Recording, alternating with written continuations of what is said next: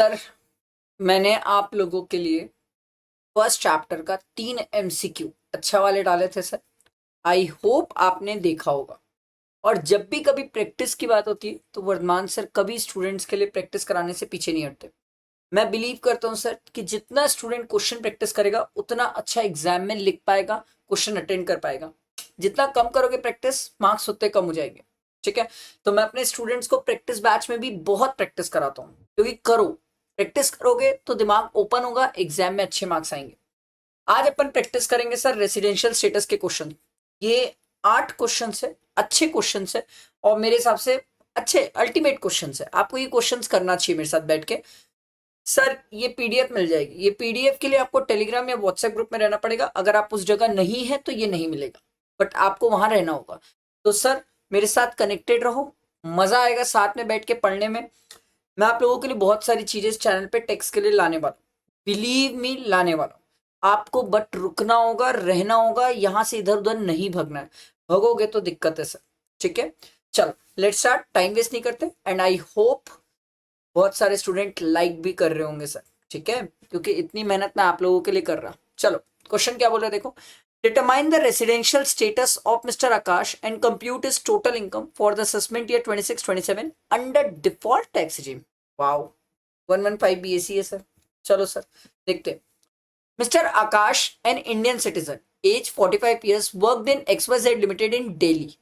He got a job offer from ABC Inc. California on 1/6/2024 and he left for the first time on 31/7/2024 and joined ABC Inc.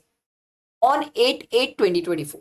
ठीक है, अब आप इसको आराम से रुको और समझो। सर, मेरा प्रीवियस ईयर 25-26 है। एक बात कसम खा लो सर, जिस प्रीवियस ईयर की बात हो रही है उस प्रीवियस ईयर में हम चेक करेंगे क्या कहानी है सर। क्योंकि अगर आप ये ध्यान दो तो ये कहानी मुझे सर 24-25 की बताया है। इसका मैं क्या करूं? बहुत सारे स्टूडेंट तो यहीं पर देखेंगे सर कि एम्प्लॉयमेंट के लिए इंडिया से बाहर गया, वो आंख बंद करके चालू हो जाएंगे सर, एक्सेप्शन है, 182 डेज की कहानी है, सब चालू हो जाएंगे सर। पर आप ये तो देखो, मेरा प्रीवियस ईयर 25-26 है और प्रीवियस ईयर 25-26 में मैंने विजिट किया सर इतने दिन इंडिया में। तो ये विजिट का केस है, एम्प्लॉयमेंट का नहीं है। एम्प्लॉयमेंट का नहीं है, विजिट का केस है। ये आपको समझना होगा। बहुत सारे स्टूडेंट इसको इग्नोर करते हैं, जो क्वेश्चंस पूरा नहीं पढ़ते और आधे में कंक्लूड करते वो फंसते हैं सर। तो विजिट का केस है, समझो इसको पहले। तो ये इंडिया में विजिट किया सर 25/5/2025 को, और डेज हमें काउंट करना पड़ेगा सर। तो डेज हम काउंट करते हैं सर। चलो, मई में हो गए हमारे पास 6 days +1। जिस दिन इंडिया में आया वो दिन भी इंडिया में काउंट होता है। मई हो गया, जून, जुलाई, अगस्त, सितंबर। कितने दिन इंडिया में हो गए भाई? 7 + 30 + 31 + 31 + 22, यार है सर 121 डेज। अब विजिट का केस जब मैं देखता हूं तो सबसे पहले मैं चेक करता हूं क्या ये इंडियन सिटीजन है। हाँ सर। सर, क्या 182 डेज की कंडीशन कंप्लाई किया? नहीं सर। क्या 120 वाली डेज की कंडीशन कंप्लाई किया? हाँ सर। पर पर हमें तो और भी देखना है ना सर, कि सर क्या ये 365 डेज प्रीसीडिंग 4 प्रीवियस ईयर में भी क्या इंडिया में था? देखो, 121 डेज की कंडीशन तो सेटिस्फाइड है। अब हम देखते हैं सर कि प्रीसीडिंग 4 प्रीवियस ईयर में क्या ये 365 डेज इंडिया में था, ये चेक करेंगे। और फिर हम चेक करेंगे सर कि उसकी इनकम इंडिया से 15 लाख से ज्यादा हो रही है कि नहीं। अगर ये सब कंडीशन सेटिस्फाइड हुई तो ये रेसिडेंट प्लस नॉट ऑर्डिनरी होगा, अदरवाइज नहीं होगा। अब निकालते हैं और देखते हैं सर। तो सर, इससे पहले ये इंडिया में देखो भाई, ठीक है, ये पहली बार इंडिया छोड़ के जा रहा है sir. For he left India for the first time, लिखा है ना sir, for first time India छोड़ के गया है सर 31 जुलाई को। तो अब एक स्टूडेंट स्मार्ट हो तो सर आप एक बात समझो। सर, 24-25 में तो चलो ये कम दिन रहा, अप्रैल मई जून जुलाई 4 ही महीना रहा, बट उसके पहले तो ये पूरा इंडिया में था सर। तो आंख बंद करके 365 डेज से ज्यादा ही आने वाले हैं सर, क्योंकि उससे पहले ये इंडिया से बाहर कभी गया ही नहीं है सर। तो इसके 365 डेज से ज्यादा आ जाएंगे सर। तो हमने 2 कंडीशन सेटिस्फाई कर ली, एक 121 डेज की और एक 365 डेज की। ये 2 कंडीशन सेटिस्फाइड, क्लियर। अब हमें चाहिए सर 15 लाख की इनकम की कहानी सर। तो अब देखते हैं 15 लाख की इनकम की कहानी क्या बोला है सर। देखो sir, salary from ABC INC California received in California. Sir ये 15 लाख की कैलकुलेशन में नहीं लेते हैं सर, ठीक है। अगला, डिविडेंड फ्रॉम इंडियन कंपनी, हाँ सर ये इंडिया की ही इनकम है, इंडिया में एक्रू हुई है, ये इंडिया में ले लेंगे सर। ये 15 लाख की कैलकुलेशन में इंडिया की इनकम मानी जाएगी और लेंगे। Next, agriculture income from land situated in Nepal and received in Nepal. Sir Nepal India में नहीं है, नेपाल इंडिया के बाहर है सर, इसको मत ले लेना, ठीक है। रेंट रिसीव्ड या फिर receivable from a house property in Delhi, हाँ ये लेंगे। बट सर इसमें ना एक कहानी है सर, इसमें ना 30% स्टैंडर्ड डिडक्शन माइनस करना पड़ेगा सर, क्योंकि वो रेंट रिसीव दिया हुआ है सर। तो इसमें जो हम लेंगे वो इंडिया के लिए सर 3,85,000 लेंगे सर, ठीक है, ये ध्यान रखना। Profit from profession in California which was set up in India, oh my god sir, India से बाहर बिजनेस है, सेटअप इंडिया से हो रहा है, कंट्रोल इंडिया से हो रहा है, तो सर क्या 15 लाख की कैलकुलेशन में लेते हैं? हाँ यही तो सबसे इंपॉर्टेंट है। मैं स्टूडेंट को हमेशा बोलता हूं यही वाला पॉइंट याद रखना, बाकी तो सब बन जाता है, यही नहीं याद रहता है स्टूडेंट को, नहीं क्लिक करता है, इसी पे गड़बड़ करते हैं। तो अपन तीनों को ऐड कर लेते हैं, एक, ये दो और ये तीन, तीनों को ऐड करके चेक करते हैं सर।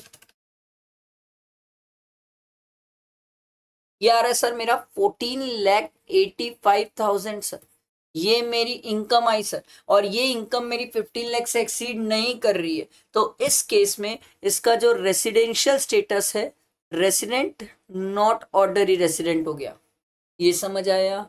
अब अगर ये रेसिडेंट नॉट ऑर्डनरी रेसिडेंट है तो सर उस केस में इसकी हमें इनकम निकालनी है। Sorry, resident not ordinary resident क्यों होगा, sorry sorry sorry, resident not ordinary resident क्यों होगा, ये हमारा सर नॉन रेसिडेंट हो जाएगा, क्योंकि कंडीशन सेटिस्फाई नहीं किया, इसकी इनकम 15 लाख से एक्सीड नहीं करी, तो ये हो गया नॉन रेसिडेंट। अब अगर ये नॉन रेसिडेंट है तो हमें इसकी इनकम निकालनी है सर। अब इनकम नॉन रेसिडेंट सोच के निकालेंगे, तो ये तो पहले भी नहीं आ रही थी सर, ये अभी भी आएगी सर, क्योंकि इनकम इंडिया में एक्रू हुई है, ये तो पहले भी नहीं आ रही थी सर। ये वाली इनकम पहले भी आ रही थी, अभी भी आएगी, क्योंकि ये इनकम इंडिया में एक्रू हुई है। पर यही एक लौती इनकम है जो अब नॉन रेसिडेंट होने के कारण नहीं आएगी, क्योंकि हम पढ़ के आए हैं sir, income accrue outside India, received outside India from a business और प्रोफेशन कंट्रोल्ड फ्रॉम इंडिया, वो ऑर्डनरी नॉट ऑर्डनरी के हाथ में टैक्सेबल होता है, नॉन रेसिडेंट के हाथ में टैक्सेबल नहीं होता है। तो सर ये वाली भी नहीं आएगी, तो अब उसकी दो ही इनकम बची सर, तो ये दोनों इनकम ऐड कर लेते हैं सर। 5 लाख प्लस 5 लाख 50,000 नहीं, तो माइनस करना है ना, 85 आएगा सर। तो ये आ जाएगी सर इसकी टोटल इनकम 8,85,000। समझ आई कहानी, बैठा दिमाग में, क्लियर हुआ, बड़ा सिंपल तरीके से, इजी तरीके से मैंने आपको बताया सर, आई होप क्लैरिटी मिली होगी। आओ नेक्स्ट क्वेश्चन देखते, देखो नीचे आगे पढ़ो, हमसे चाहता क्या है। Compute the information given from the information given above. You are required to determine her residential status, ठीक है, and compute her total income chargeable to tax, ये भी बताना है सर, ठीक है। For the assessment year 26-27, assuming she has shifted out of the default tax regime. एक student का मुझसे क्वेश्चन हो सकता था कि सर एक बात बताओ, ऊपर तो डिफॉल्ट टैक्स रिजीम के बेसिस में चले, सर कोई फर्क पड़ा? कोई फर्क ही नहीं पड़ा, कोई फर्क ही नहीं पड़ा, ठीक है। तो जरूरी नहीं है हर जगह डिफॉल्ट टैक्स रिजिम आ जाए तो फर्क पड़ेगा ही सर, ये भी थोड़ा ध्यान रखना, ये तो नॉर्मल प्रोविजन से चल रहे हैं ना। चलो देखते हैं। Siya D'Souza is an American, American है, इंडियन सिटीजन नहीं है, पहला तो ये ध्यान रखो। Got married to mister Kabir of India in New York on 14/2/2025, ठीक है भाई। Came to India for the first time on 18th March 2025 and she left for Australia on 16/8/2025, ठीक है। She returned to India again on 23rd of March 2026 sir. अब आप इसको ध्यान से रुको और समझो। अब यहाँ पर बहुत सारे स्टूडेंट मेरे से लड़ सकते थे सर कि ये इंडिया आई तो सर क्या इसको विजिट टू इंडिया का केस ले ले। मैं बोला भाई देख, अगर तू विजिट टू इंडिया का केस लेने जाएगा तो दिक्कत ये है कि विजिट टू इंडिया के केस में एक्सेप्शन में तब फॉल करोगे जब आप इंडियन सिटीजन हो, ये इंडियन सिटीजन तो है ही नहीं, तो इसको आप विजिट टू इंडिया के केस में एक्सेप्शन में फॉल नहीं करा पाओगे, नहीं करा पाओगे तो अब हम क्या चेक करें सर, अब हम इसके लिए बेसिक कंडीशन चेक करेंगे सर, और दो बेसिक कंडीशन है, 182 डेज वाली और 60 प्लस 365 डेज वाली। अब ध्यान दो, पहले चेक करते हैं ये 182 डेज इंडिया में थी क्या। वैसे मैं बताऊं, स्मार्ट स्टूडेंट को देख के समझ आ रहा होगा सर 16 अगस्त को तो वो इंडिया छोड़ के चले गई है सर, 182 कैसे हो पाएगा, स्टिल निकाल लो दिन, कोई बात नहीं सर, ठीक है। अप्रैल, मई, जून, जुलाई, अगस्त, ठीक है, और मार्च में भी ये 23 मार्च को अगेन इंडिया में आई थी, तो सर 7 डेज 8 +9 भी कर लो मार्च का, तो कितने दिन आ जाएगा सर ये, 30 + 31 + 30 + 31 + 16 + 9, ये 147 डेज आएगा। एक स्टूडेंट का मुझसे कहना हो सकता था सर कि क्या ये 18 मार्च को आई, आप पहले का क्यों नहीं लिए। भैया मेरा प्रीवियस ईयर तो 25-26 है ना, मेरा प्रीवियस ईयर तो 25-26 है, मैं तो उसके हिसाब से सोचूंगा ना सर, मेरे को उससे पहले से अभी थोड़ी कोई मतलब है। तो करंट ईयर में ये 147 डेज है, 182 डेज से कम, तो पहली वाली कंडीशन तो नहीं हुई, पर 60 डेज है, प्लस 365 भी चेक कर लेते हैं। अब एक स्टूडेंट डैम स्मार्ट है तो ये समझ जाएगा सर कि वो तो 18 मार्च को फर्स्ट टाइम इंडिया आई है, तो काहे का 365 होगा सर, होगा ही नहीं 365। तो इस केस में क्या कहलाएगी ये सर, ये कहलाएगी रेसिडेंशियल स्टेटस, पूछा था ना, ये कहलाएगी सर नॉन रेसिडेंट। क्लियर हुआ, पहली बेसिक कंडीशन तो हो ही नहीं पाएगी और दूसरी बेसिक कंडीशन भी नहीं हो सकती, ठीक। आगे बढ़ते, On 1/4/2025, she has purchased a flat in Mumbai which was let out to Mr. Samir on a rent of 26,000 per month. ठीक है, फ्रॉम 1/6/2025। भाई इंडिया में फ्लैट रेंट पे दिए तो भले ही नॉन रेसिडेंट हो, पर इनकम कहाँ एक्रू हो रही है, इंडिया में, तो ये तो टैक्सेबल हो जाएगी sir. She has taken a loan from a Indian bank for the purchase of this flat on which the bank has charge an interest of 2,05,000। अब बहुत सारे स्टूडेंट ये बोलेंगे सर इंटरेस्ट तो 2 लाख से ज्यादा है। ओ मेरे भैया, ओ मेरे भैया, लेट आउट प्रॉपर्टी में इंटरेस्ट की कोई लिमिट नहीं है, लेट आउट प्रॉपर्टी में इंटरेस्ट की कोई लिमिट नहीं है, चाहे आप नॉर्मल में चलो चाहे 115 बीएससी में चलो सर, कोई फर्क नहीं पड़ता, ठीक है। हाँ ये है कि हमें मेहनत करना पड़ेगा सर, कि सर ये 26,000 है, इसमें कितने मंथ्स का रेंट आएगा सर, अप्रैल हटा दो, मई हटा दो, 2 मंथ्स हटा दो सर, तो 26,000, इसको मुझे लिखना पड़ेगा सर, इसको तो मुझे लिखना ही पड़ेगा। तो मैं एक काम करता हूँ, एक पेज ऐड करके नीचे लिखता हूँ सर, क्योंकि और कोई पॉसिबिलिटी नहीं है, बनाने वाला है सर वो क्वेश्चन 2 में। सर देखो, अगर मैं कहूँ कहानी रेंट की, तो सर 26,000 इंटू 10, ये आ जाएगा सर 2,60,000, ठीक है। माइनस कर लो सर स्टैंडर्ड डिडक्शन, क्योंकि म्यूनिसिपल टैक्स वगैरह कुछ है ही नहीं सर, कुछ नहीं है म्यूनिसिपल टैक्स वगैरह, कहीं दिख ही नहीं रहा सर। आगे तो अलग ही कहानी चल रही है, देखो ये तो गोल्ड चेन वगैरह की बातें चल रही है सर, तो म्यूनिसिपल टैक्स है ही नहीं सर। स्टैंडर्ड डिडक्शन 30% माइनस हो जाएगा सर, तो 2,60,000, इसका 30% सर 78,000, ये आप माइनस कर लेंगे सर, तो ये आ जाएगा 1,82,000, ये आपका, फिर माइनस कर लो सर इंटरेस्ट, ठीक है, इंटरेस्ट ऑन बोरोइंग सर, कितना है सर इंटरेस्ट, मेरे ख्याल से 2,05,000 था, जितना मेरे को याद है, जितना मेरे को याद है, ठीक है। एक मिनट, रुको रुको रुको रुको रुको रुको, कहाँ गया, 2,05,000, हाँ जी 2,05,000, तो माइनस 2,05,000, ये आ जाएगा सर 23,000, इसका ये लॉस आ जाएगा सर, ठीक है। आगे बढ़ते हैं।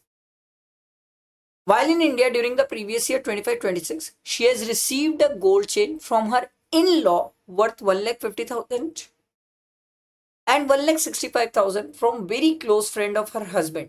देखो जो इन लॉ वाला है ये तो एग्जेम्प्ट है, पर जो ये क्लोज फ्रेंड से मिला है 50,000 से ज्यादा का मिला है, movable asset fair market value 50,000 से ज्यादा, विदाउट कंसिडरेशन गए, टैक्सेबल, तो ये 1,65,000 तो टैक्सेबल है सर, प्लस गोल्ड चेंज का कर लो सर, गोल्ड चेन था या गिफ्ट था, गोल्ड चेन नहीं था मेरे ख्याल से ये, हाँ गोल्ड चेन ही तो था, ठीक है। तो सर ये गोल्ड चेन 1,65,000। सर IHP का लॉस IUS की इनकम से एडजस्ट हो सकता है? हाँ सर, अपन नॉर्मल प्रोविजन में चल रहे हैं, 115 BAC नहीं है। 115 BAC होता तो दूसरे हेड में ले जाके एडजस्ट नहीं करता। ठीक है, तो 1,65,000 किया, तो ये इसकी इनकम आ गई 1,42,000। आपसे इनकम ही तो पूछा था ना, आ गया। Residential status and total income, ये 1,42,000। क्लियर हुआ? बेटा दिमाग में समझ आया? आओ नेक्स्ट क्वेश्चन देखते हैं, मजा आएगा। देखो क्वेश्चन में पहले नीचे आके पढ़ते हैं, हमसे बोला क्या है। देखो, you are required to determine the residential status of miss Geeta and compute the business income and agriculture income. ओ भाई साहब, मेहनत है इस क्वेश्चन में। चलो देखते हैं। Miss Geeta, a citizen of India, got married to Mr. Peter of Australia and left India for the first time on 28/2025। अच्छा, पहली बार इंडिया से बाहर गई है 28/2025 को। She had not visited again during the previous year 25-26। ठीक है, तो ये कितने दिन इंडिया में थी सर? अप्रैल, मई, जून, जुलाई। सर अगस्त में 20 डेज, कितना आ रहा है सर? 30 + 31 + 30, 30 + 31 + 20। सर ये आ रहा है 142 डेज। ये करेंटली 142 डेज इंडिया में थी सर। तो सर पहली बेसिक कंडीशन सर 182 की सेटिस्फाइड नहीं है, 60 वाली सेटिस्फाइड है। भाई 60 वाली तो सेटिस्फाइड है ना। अच्छा, ये फर्स्ट टाइम इंडिया से बाहर गई है, तो इससे पहले ये पूरे ही इंडिया में थी, तो 365 डेज की भी कंडीशन सेटिस्फाइड है। तो क्या मिस गीता रेसिडेंट हो जाएगी? हाँ सर, ये रेसिडेंट हो जाएगी। अब बात आती है ऑर्डिनरी और नॉट ऑर्डिनरी की। तो सर हमने नॉट ऑर्डिनरी में बोला था दो कंडीशन सर, 10 में से 9 ईयर्स नॉन रेसिडेंट रहना है, या तो 7 ईयर्स में से 729 डेज और लेस इंडिया में रहना है। दोनों कंडीशन सेटिस्फाई होनी चाहिए। और ये तो 7 ईयर्स में से, इसके पहले के 7 ईयर्स में से 729 डेज से ज्यादा इंडिया में रही है, क्योंकि इससे पहले कहीं बाहर गई नहीं है सर, पूरे ही इंडिया में रही है sir.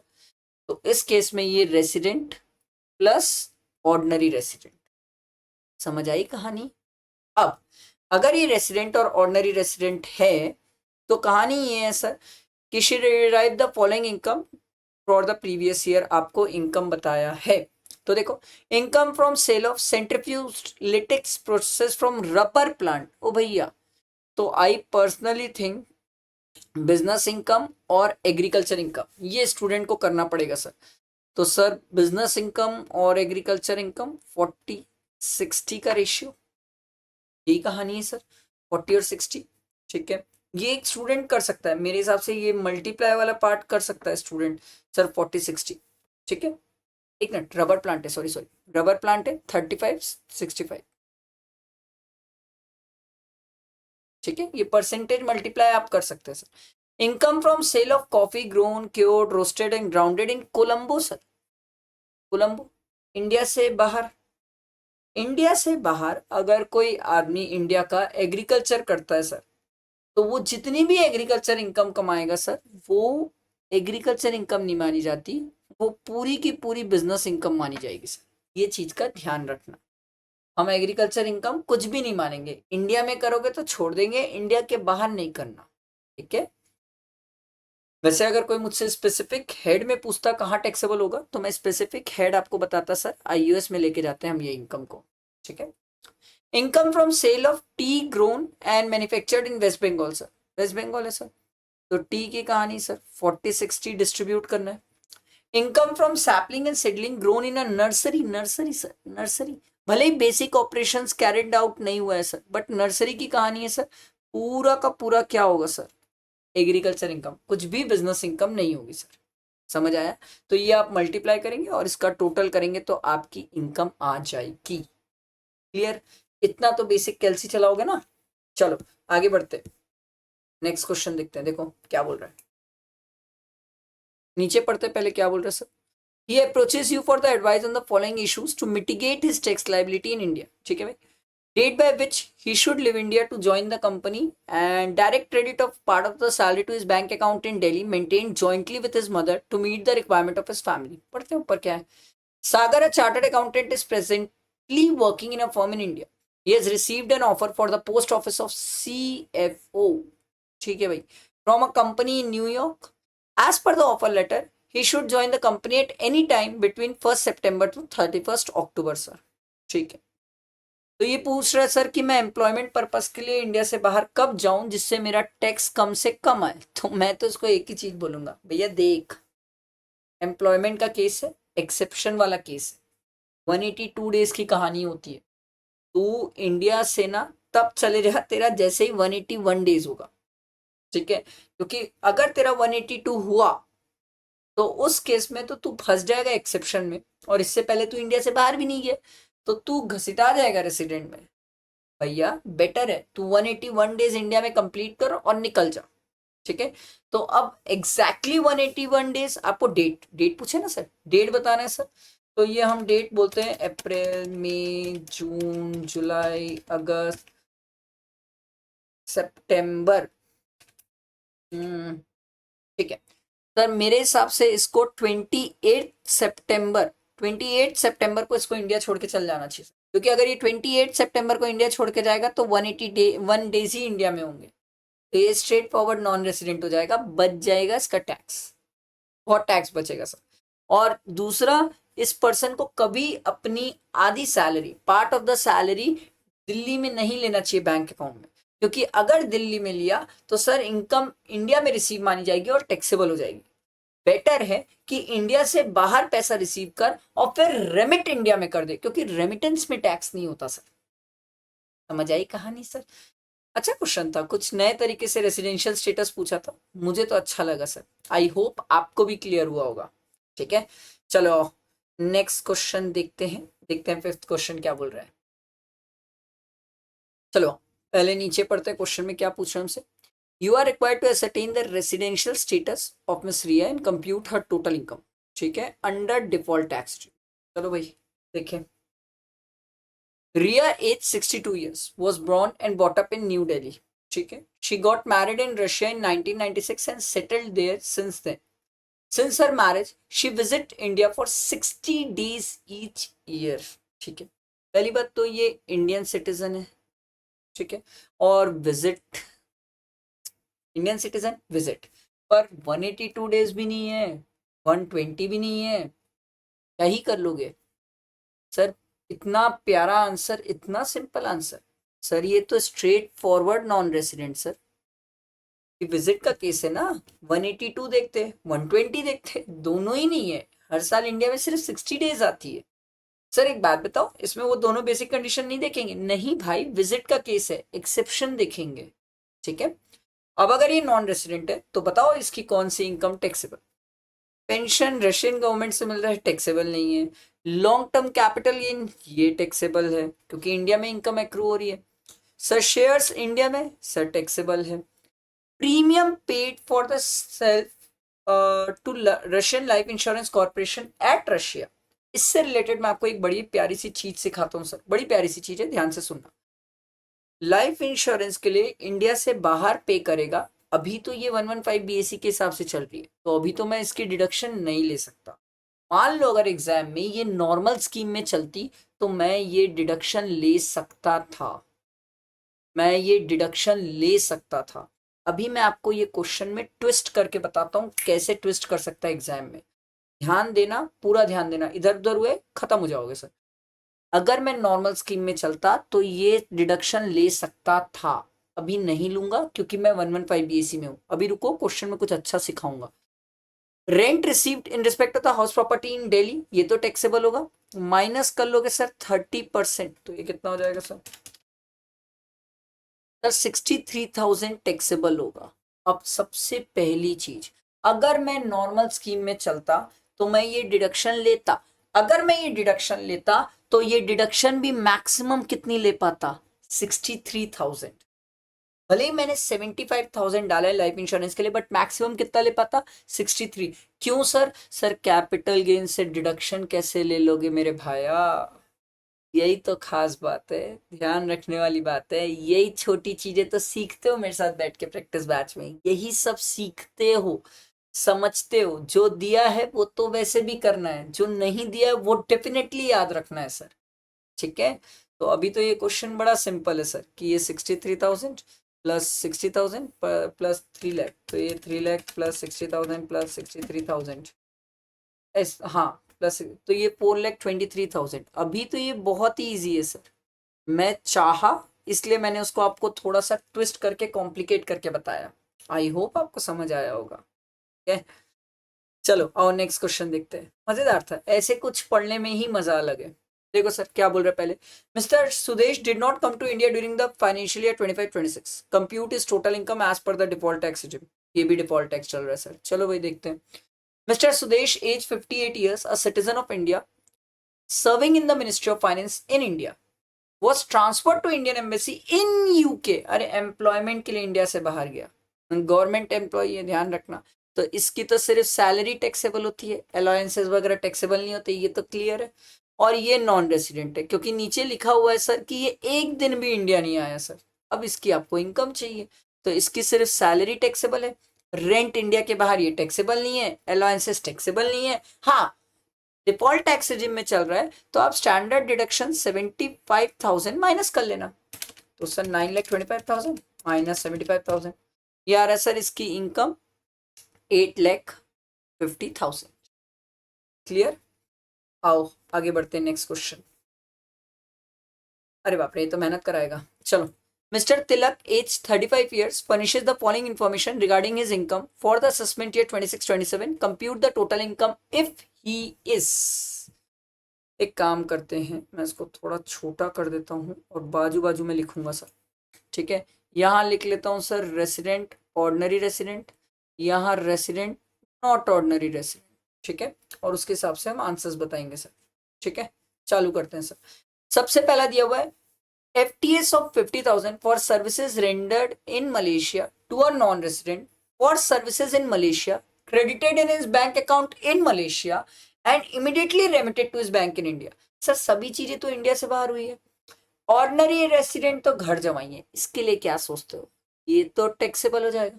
Sir not ordinary resident के लिए छोड़ दो सर, बिल्कुल नहीं होगा सर, क्योंकि सभी चीजें बाहर है सर। मैंने आपको अपने नोट्स में जो मेरे कॉम्पैक्ट है उसमें लिखा हुआ है sir, income accrue outside India, received outside India from any other source. Sir any other source सिर्फ ऑर्डिनरी के हाथ में टैक्सेबल होता है, नॉट ऑर्डिनरी के हाथ में, नॉन रेसिडेंट के हाथ में टैक्सेबल नहीं होता। अगला, income from business in England control from Bombay sir. हाँ, तो ये तो पूरा ही गया, इसके लिए क्या सोचते हो सर, नॉट ऑर्डिनरी रेसिडेंट भी पूरा गया सर।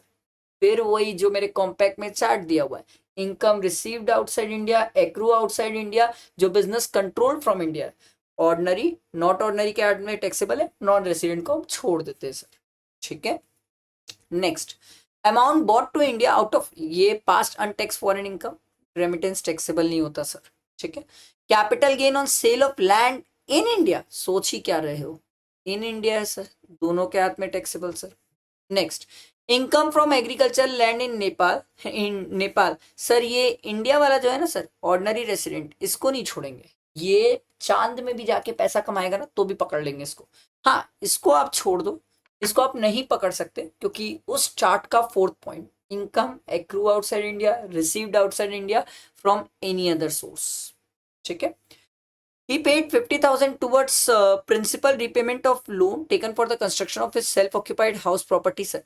इसकी तो आपको डिडक्शन मिलती है सर, आप ATC में इसकी डिडक्शन लेते हैं सर। ठीक है, तो ये डिडक्शन दोनों को मिल जाएगी, 50,000 यहाँ माइनस हो जाएगा, 50,000 यहाँ माइनस हो जाएगा sir. Next, interest on saving bank deposit in SBI, पहले तो आप इसको इनकम लोगे, ठीक है, फिर आप जाके सर ATTTA में कितना ले पाओगे मैक्सिमम सर, 10,000। कितना ले पाओगे मैक्सिमम, 10,000। ठीक है, समझ आया, क्योंकि एज 35 ईयर्स है सर, अगर एज 60 प्लस होती तो TTB दे देता सर। समझ आई कहानी, तो ये आप उसको डिडक्शन दे दोगे। अब आप प्लस माइनस कर सकते हो, मैंने आपको बाकी पूरे ट्रीटमेंट बताए और समझाए, बहुत सिंपल, अच्छा क्वेश्चन। यही तो आपको बोलता हूँ कि इतना बैठ के मेरे साथ यही सब प्रैक्टिस, आप एक बार प्रैक्टिस बैच से कर लो, उसके बाद आपको तो ये लगेगा ये सब तो ऐसे ही, या मेरे क्वेश्चन बैंक से प्रैक्टिस कर लो, आपको लगेगा ये सब क्वेश्चन तो ऐसे ही बन जाएंगे सर, ऐसे ही बन जाएंगे सर। ठीक, लास्ट क्वेश्चन देखते हैं रेसिडेंशियल स्टेटस का, ध्यान दो। चलो लास्ट क्वेश्चन देखिए क्या बोल रहे sir. Determine the residential status of mister Madan and his HUF and compute the gross total income of Mr. Madan for the assessment year 26-27 assuming he has opted out of the default tax regime, normal provision से चल रहा है, and value of $1 may be taken as 70. ठीक है। Mr. Madan, a citizen of India and the Karta of an HUF, is employed in PCS Private Limited and he is drawing a monthly salary of 65,500 in India. ठीक है, okay. On 1st June 2025, he purchased one residential house property in Mumbai for 18 lakh in his individual capacity. Market value 32 lakh है। Market value से मेरे को क्या काम है, stamp duty value से मेरे को काम है सर 23 लाख है। ओ माय गॉड, चलो पेज ऐड करते हैं और ये तो बनाते जाते हैं, ये तो बनाना ही पड़ेगा सर।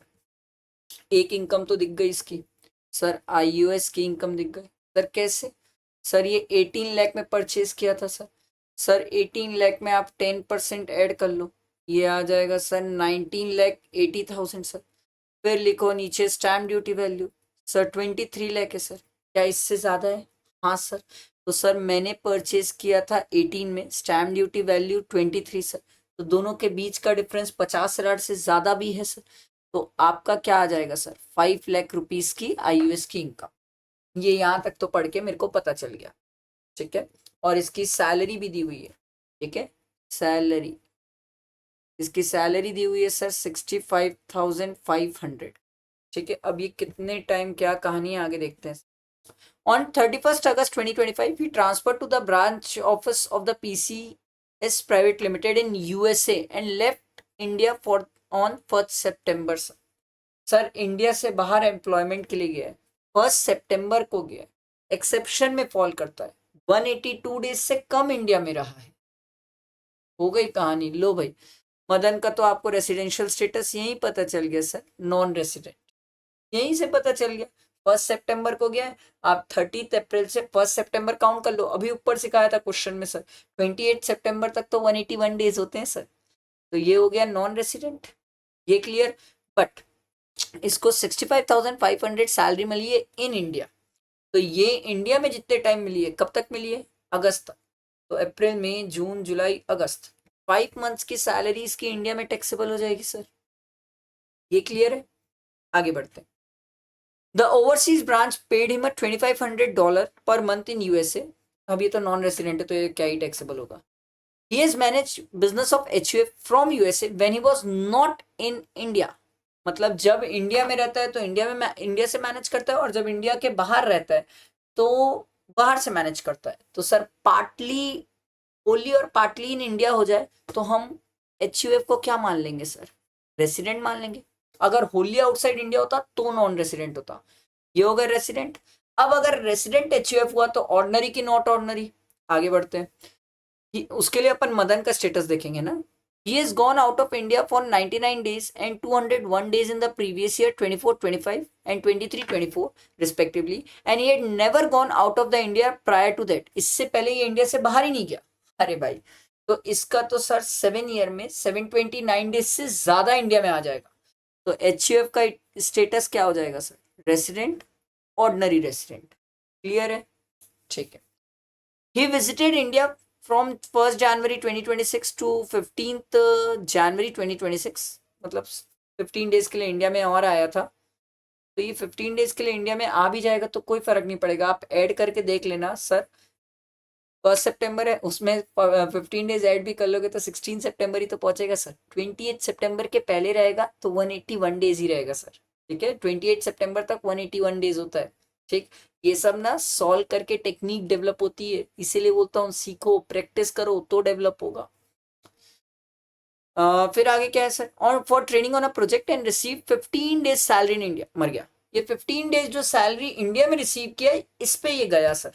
तो ये जो आप इसकी सैलरी लिख रहे थे 65,500 ये इसकी सैलरी जनवरी में 31 डेज की सर, पर हमें तो 15 डेज ही इंडिया में मिली है सर, तो वो करना पड़ेगा बाबा रे बाबा, सैलरी में तो मेहनत है। 65,500 इंटू 5 मेमोरी प्लस, और 65,500 into 15 divided by 31 memory plus, memory recall, अरे यार ये फिगर ही अजीब है सर। 359,194 मैंने राउंड फिगर कर लिया सर, ये भी सैलरी निकली है। आगे बढ़ते हैं। Mister Rajiv, one of his friend gifted him sculpture in India on 10th August 2025। The market value दी हुई है सर स्क्रप्चर्स की सर, 50,000 से कम है, मूवेबल एसेट है सर, तो सर सिंपल सी बात है, टैक्स आएगा ही नहीं, आईयूएस में टैक्स आएगा ही नहीं सर।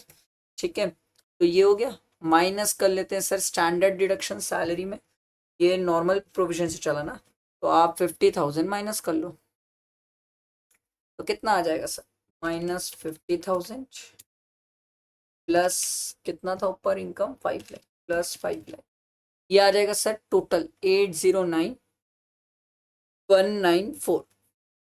ये इसकी क्या इनकम निकालने वाला था मैं, ग्रॉस टोटल इनकम, ये इसकी जीटीआई आ गई सर।